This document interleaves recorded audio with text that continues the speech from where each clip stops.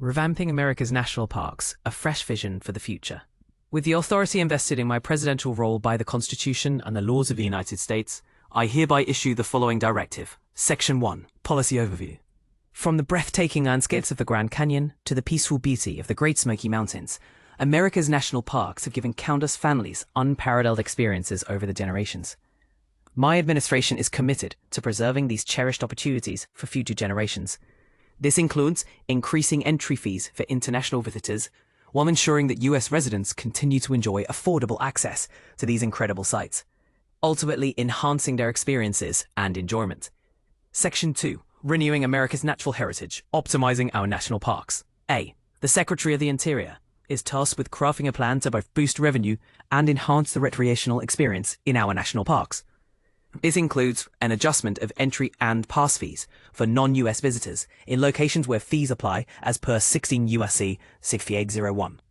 Additionally, working alongside the Secretary of Agriculture as needed, the Secretary will increase the cost of the America the Beautiful Pass, add any multi-agency regional passes for international tourists. B. The increased revenue collected as outlined in Section A will be reinvested into improving the park's infrastructure and enhancing visitor enjoyment and access within America's federal recreational areas, aligned with 16 U.S.C. 6807.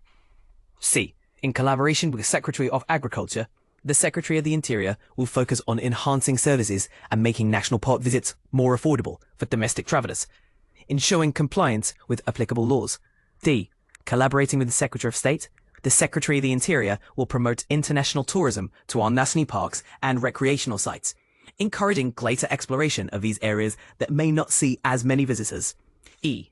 The Secretary of the Interior will assess the maintenance backlog within the National Park Service and take decisive measures to fully implement the National Parks and Public Land Legacy Restoration Fund, as established in the Great American Outdoors Act, boosting national park infrastructure and visitor accommodation to enable more Americans to enjoy the parks. Fifth, the Secretary of the Interior will undertake a thorough review of all Department of Interior's rules and policies regarding national park access and will ensure that they align with GIS directive. The aim is to identify and remove any rules that unnecessarily limit recreational activities. Special attention will be given to those rules implemented during the previous administration. American residents will be given preference in accessing national parks, including permits and lottery systems, in line with current laws. Section 3. Repeal of previous memorandum. The Presidential Memorandum of January 12, 2017, focused on diversity and inclusion in national parks, national forests, and public lands, is formally rescinded. Section 4. General clauses. A. This order does not limit or affect the authority granted by law to any executive department, agency, or its head, nor does it impact the Office of Management and Budget's functions related to budget, administration, or legislative proposals. B.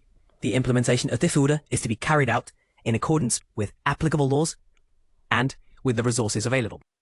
C. This order does not create any enforceable rights or benefits, either substantive or procedural, that any party can claim against the United States, its departments, agencies, offices, employees, or other entities. And D. The costs associated with the publication of this order will be covered by the Department of the Interior. Donald J. Trump. The White House, July 3, 2025.